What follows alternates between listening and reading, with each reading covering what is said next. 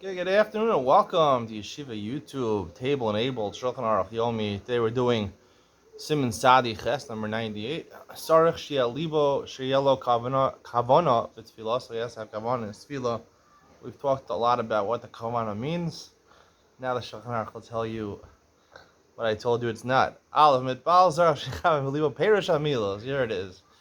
The Kavana you have to have is the explanation of the translation of the words that you say. Shemotzi B'Sfasav. Now, it says Sheichav and Libo, right? It doesn't say Perish Amilos. Perish Amilos is the Shulchan Aruch's explanation of what the Gemara says Sheichav and Libo. V'yachshov, continuing the Shulchan Aruch, Yilu Shechina Kenegdo. This is again from the Smak and the Torah. You have to think the Shechina is opposite you, similar to the Mesilas Yesharim says. V'yaser kol machshavas haTorah dozo shetoishar machshavasa kavanasa zaka b'tfilaso. You have to remove all thoughts that annoy you or bother you until you're able to have kavanah for tefillah. If he was standing in front of a king, King Charles III, they would think, he would prepare what he's going to say, so he shouldn't stumble. He knows what you're thinking. You got to speak clearly. Really pious people, they would do his spodidus, they would isolate themselves, and they would prepare what they'd say. It sounds like a Musar Sefer, but this really is a Shulchan Aruch. They actually got rid of their Gashmius, and the Koach HaSichli, their mind, their spiritual mind, apparently, was free from the burdens of their body. I'm going to talk more about this in Ian, to lean on, the Ian portion of the Shulchan Aruch. They would, these pious people, they would reach close to Nevuah. If somehow another thought came in his mind in the middle of tefillah,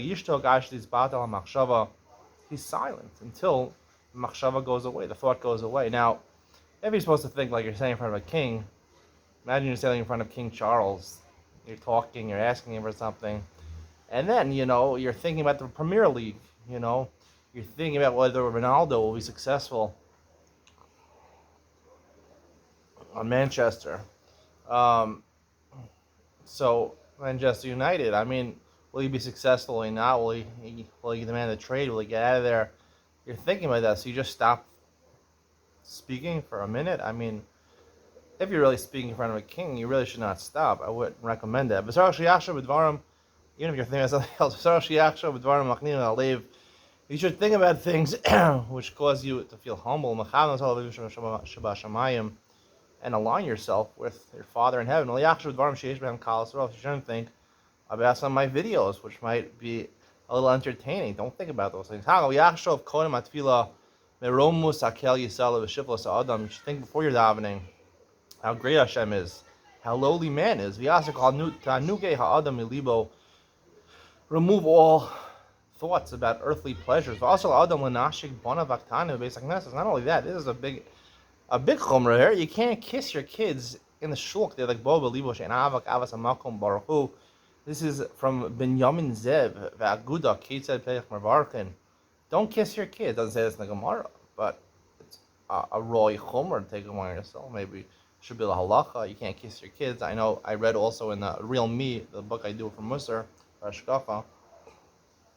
I read the Chavetz Chaim wouldn't kiss his kids altogether, not even outside of the shul, because for this same reason that he wanted the only true love is for HaKadosh Baruch Hu, not for your kids, definitely not for your wife. So again, this is not. Well, actually, it is. This is quoted from the Gemara in Eruvin.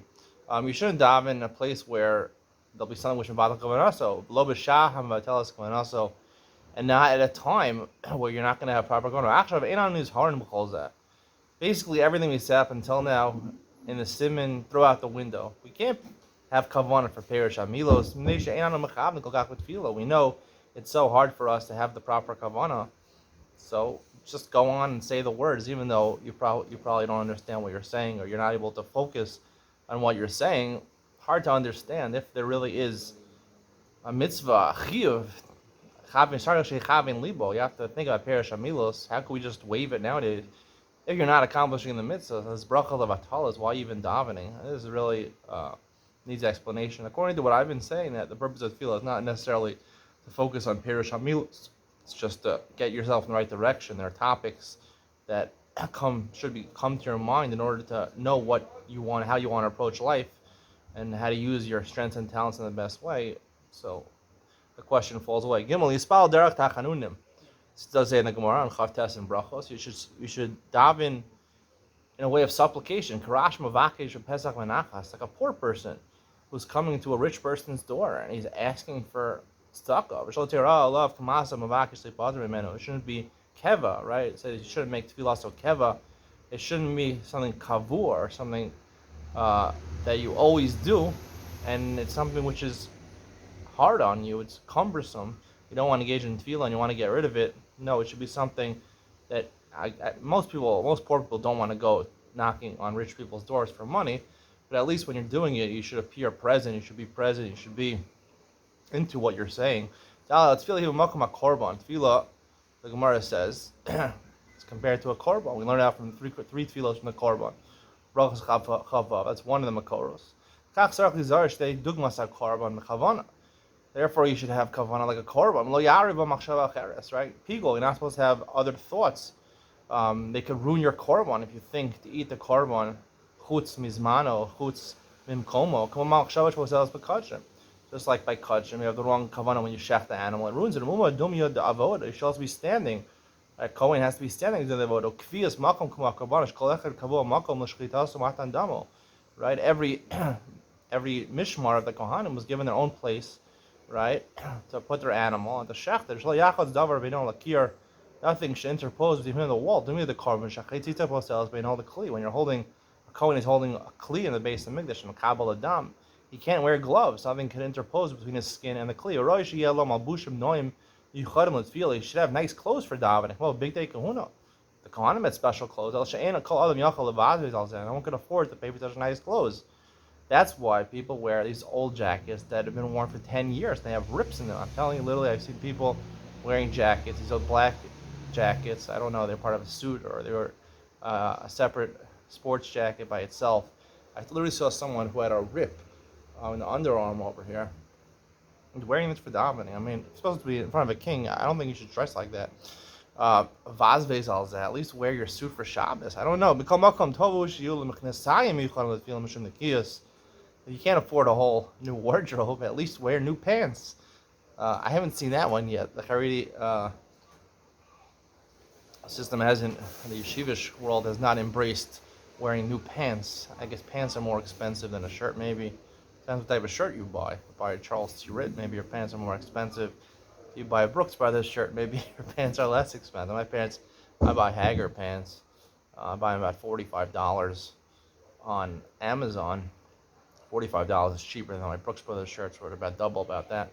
So, at least have nice pants. Because Nikias, I don't know, people urinate in their pants. I'm not exactly sure. Most people have fewer pairs of pants than shirts. I certainly do. I have 4 pairs of pants, 4 pairs of good pants. I have, 10 shirts.